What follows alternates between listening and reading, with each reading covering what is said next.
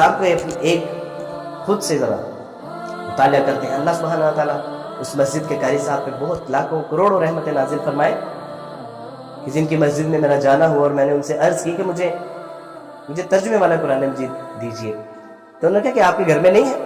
تو میں نے کہا کہ وہ ہمارے گھر میں کیسے ہوگا، میں تو عیسائی. تو انہوں نے کہا کہ آپ عیسائی ہیں تو مسجد میں داخل ہو گیا.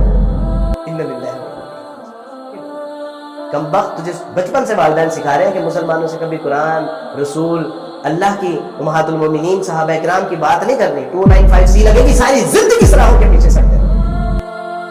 تو میں نے وہاں سے نکلنے میں عافیت محسوس کی، گویا کہ تیرے بڑے کوچے سے، بڑے بے آبرو ہو کے تیرے کوچے سے. تو جب گئے تو دل میں یہ عہد کر لیا کہ قرآن کو پڑھنا ضرور ہے. دیکھتے ہیں کہ اس میں کیا سازشیں ہیں جو ہمارے خلاف ہیں. یہ ہم اتنے چوت، اتنے پلید، اتنے گھٹیا قسم کے ہیں. ادھر ہندو جو ہے وہ اچھوت لوگوں کو ہاتھ نہیں لگانے دیتے، گیتا کو، رامائن کو، اور ادھر مسلمان عیسائیوں کو ہاتھ نہیں لگانے دیتے. تو کیا آخر اس میں راز ہے؟ دوست سے کہا کہ بھائی کسی کو بتانا نہ، قرآن مجید چاہیے.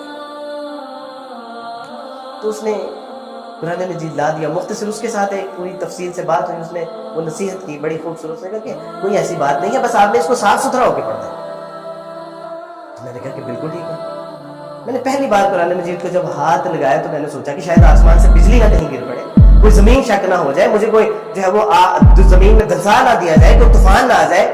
اور پھر یہ ساری چیزیں میرے دوستوں، پھر یہ وقتاً فوقتاً یہ ساری چیزیں ہوئی. میں نے جب پہلی بار قرآن مجید کا ترجمہ پڑھا تھا، میں نے بڑے ڈرتے ڈرتے اس کو کھولا تو میں نے دیکھا کہ اللہ سبحانہ و تعالیٰ اپنا تعارف یوں کر رہے ہیں: الحمدللہ،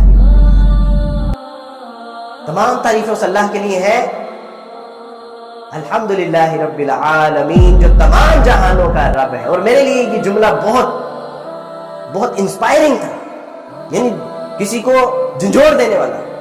رب العالمین، کیونکہ ہم نے تو ساری زندگی بائبل میں پڑھا تھا خداوند تمہارا خدا اسرائیل کا خدا ہے، خداوند تمہارا خدا ابراہیم کا خدا ہے، خداوند تمہارا خدا یعقوب کا خدا ہے، خداوند تمہارا خدا رب الافواج کا خدا. لیکن مسلمانوں کا قرآن کیا کہہ رہا ہے؟ الحمدللہ رب العالمین. تمام تعریفیں اس اللہ کے لیے ہے جو رب ہے تمام جہانوں کا، الرحمن الرحیم، وہ مہربان ہی نہیں، وہ بہت زیادہ رحم کرنے والا ہے. اے میرے بندے، اس کا رحمان ہونا تجھے کہیں جو ہے وہ غفلت میں مبتلا نہ کر دے، کہیں تو شکر میں مہار نہ بن جائے. اس لیے یاد رکھنا، مالک یوم الدین، وہ مہربان اور نہایت رحم کرنے والا ہی نہیں، بلکہ وہ ایک ایسے دن کا مالک بھی ہے کہ جس دن چھوٹی سی چھوٹی نیکی اور چھوٹے سے چھوٹے گناہ کا حساب کتاب کر کے چپٹا کر دیا جائے گا، اور اس دن کوئی نہ چھڑانے والا ہوگا نہ کوئی بچانے والا ہوگا. کیونکہ یا اللہ یہ کیا کلام ہے، ایاک نعبد و ایاک نستعین. اے میرے بندے، میری عبادت کرتے رہنا اور مجھی سے مانگتے. گویا کہ فلسفہ عبادت ایک جملے میں بتایا جا رہا ہے کہ اے میرے بندے، اگر تو میرے آگے جھکتا رہا، میرے آگے گڑ گڑاتا رہا، میرے آگے روتا رہا، مجھ سے مانگتا رہا، میرے آگے گریہ زاری کرتا رہا، تو پھر میں تجھے در در پہ جھکنے نہیں دوں گا، میں تجھے در در پہ رونے نہیں دوں گا، میں تجھے در در پہ مانگنے نہیں دوں گا. ایاک نعبد و ایاک نستعین. اقبال کہتے ہیں وہ ایک سجدہ جسے تو تیرا سمجھتا ہے، ہزار سجدوں سے دیتا ہے آدمی. کبھی اس کے سامنے جھک کو تو دیکھ، تجھے در در سے جھکنے سے نہ بچانے تو پھر کہنا. غلاف کعبہ پکڑ کے دعا کر رہا ہے، میرے اللہ ہے، میرے اللہ. آگے سے آواز آتی ہے کہ کوئی قبولیت نہیں. صاحب حال دیکھنے والے لوگوں نے کہا کہ کیوں آتے ہو، جب بھی آتے ہو دھتکارے جاتے ہو. تو اس نے کہا کہ پھر میں جاؤں کہاں، وہ در بتا دو. اگر یہاں قبولیت نہیں ہے تو پھر قبولیت والا در بتا دو. ایاک نعبد و ایاک نستعین،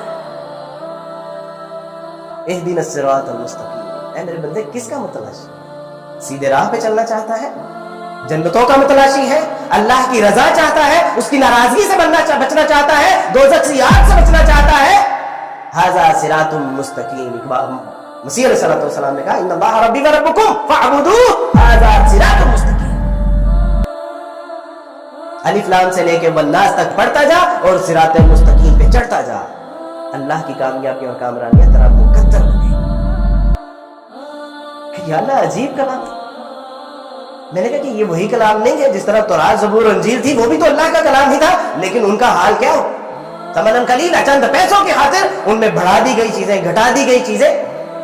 मैंने कहा कि उसी तरह ये कलाम, तो कलाम कुरान ने कहा कि नहीं, अलिफ लाम मीम ज़ालिकल किताबु ला रैब फीह हुदल लिल मुत्तकीन। अलिफ लाम मीम ये वो किताब है कि जिसमें शक शुबा नहीं, शक शुबे का शायबा भी नहीं है। इन कुंतुम फी रैबिन मिम्मा नज़्ज़लना अला अब्दिना फअतू बिसूरतिन मिन मिस्लिही। अगर तुम्हें शक है उस किताब के बारे में जो हमने अपने बंदे मोहम्मद पे नाजिल की है, तो ऐसे करो कि फिर इस जैसी एक सूरत ही ले आओ। और अगर तुम ना कर सको और हरगिज़ नहीं कर सकते, तो फिर डरना चाहिए तुम्हें अल्लाह की शदीद अज़ाब से। कि या अल्लाह, ये कि मुसलमान हमें इसको हाथ लगाने से क्यों रोकते हैं? कि तो आप कह रहे हैं कि ये कलाम उन लोगों के लिए है जो अल्लाह से डरने वाले हैं, जो मुत्तकीन है, जो उसकी रज़ाजोई के लिए अपने आप को वक़्फ़ करना चाहते हैं, जो उसकी नाराजगी से बचना चाहते हैं। ये मुसलमान कहते हैं कि तुम हाथ नहीं लगा सकते। पूछा कि मेरे रब का और तारुफ क्या है? तो अल्लाह ने फरमाया कुरान मजीद के जरिए, अल्लाहु ला इलाहा इल्ला हुवल हय्युल क़य्यूम। तुम्हारा इलाह तो वो अल्लाह है जो जिंदा और जावेद है और हमेशा तक रहने वाला है। ला ताखुज़ुहु सिनतुन वला नौम। तुम ये कहते हो जालिमों कि अल्लाह को मौत आ गई। हमारा अकीदा यही था कि अल्लाह को मौत आ गई, हमारे खुदा को मौत आ गई, मसीह यीशु खुदावंद को, और वो 3 दिन कब्र में रहा और 3 दिन के बाद जिंदा और आसमानों पर चला गया। तुम ये कहते हो तुम्हारा खुदा, तुम्हारा इलाह तो मौत क्या, वो नींद से भी पाक है। और नींद क्या, नींद से पहले जो सीना गंदे बारी होने वाली कैफियत है, वो तो उससे भी पाक है। मेरे अब्बा ने कहा कि बेटा, तेरी जिल्लत और रसवाई में अब कोई शक बाकी नहीं रह गया। मैंने कहा क्यों अब्बा? तो फरमाने लगे कि पहले तुमने ईसाइयत से ऐलान बरात किया और उसके बाद तुमने मुसलमानों की किताबें घर ला के पढ़ना शुरू कर दी, तो अब तेरी जलालत में कोई शक रह गया?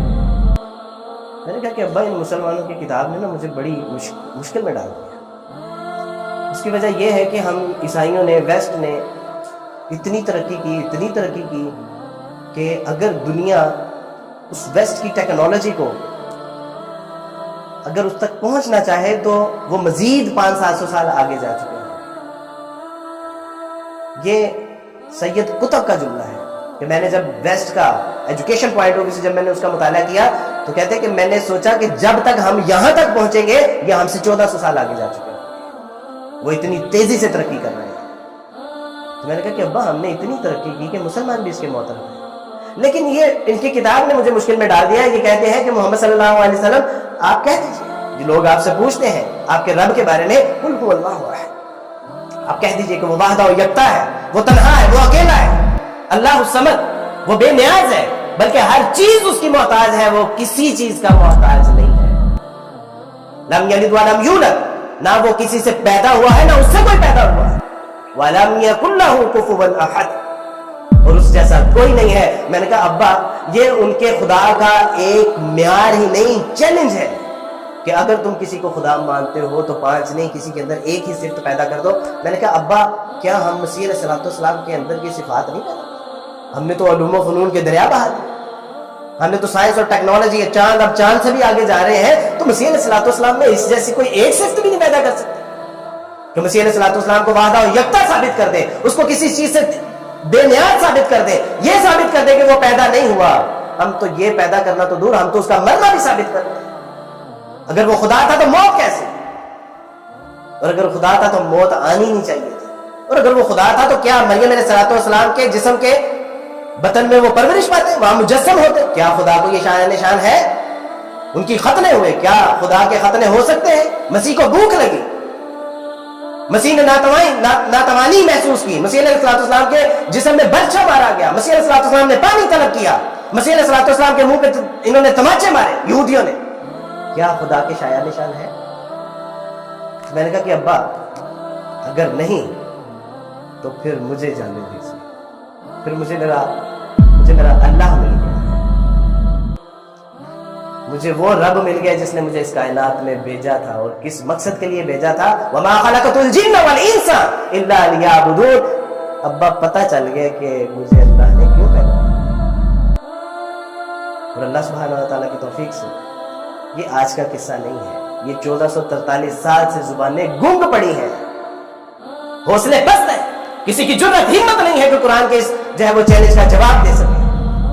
اور اللہ کا شکر، اللہ سبحانہ و تعالیٰ نے اس قرآن کی حفاظت فرمائی، اس قرآن کو ہمارے لیے اعزاز بنایا، اعجاز بنایا۔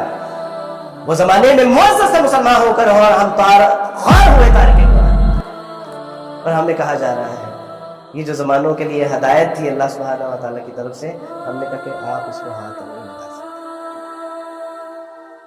اقبال نے کہا کہ اگر مجھے زبان کھولنے کی اجازت دو تو وہ یہ ہے کہ یہ کتاب نہیں ہے، فاش گویم آنچ در دل مزمرست، این کتابیں نیست چیزیں دیگر است۔ اگر مجھے اجازت دو اپنی زبان کھولنے کی تو وہ یہ ہے کہ یہ کتاب نہیں ہے، دس از اینی ادر تھنگ، یہ کوئی اور ہی چیز ہے، مثل حق من ہاں وہاں پیداست نہیں، یہ تو ذاتی باری تعالیٰ کی تجلی کی مانند ہے، کیونکہ اللہ اپنی تجلی پہاڑ پر ڈالتے ہیں تو وہ ریزہ ریزہ ہو جاتی ہے، دبتی ہے، پھٹتی ہے، ریزہ ریزہ ہو جاتی ہے۔ اور قرآن کے بارے میں اللہ سبحانہ و تعالیٰ فرماتے ہیں لو انزلنا هذا القرآن على جبل لرأيته خاشعا متصدعا من خشیۃ اللہ، کہ اگر اس قرآن کو ہم کسی پہاڑ پہ نازل کرتے تو دبتا پھٹتا ریزہ ریزہ ہو جاتا۔ اقبال کہتے ہیں یہ تو ذاتی باری تعالیٰ کی تجلی کی مانند ہے، اور اس سے باتیں کرو تو یہ باتوں کا جواب بھی دیتی ہے۔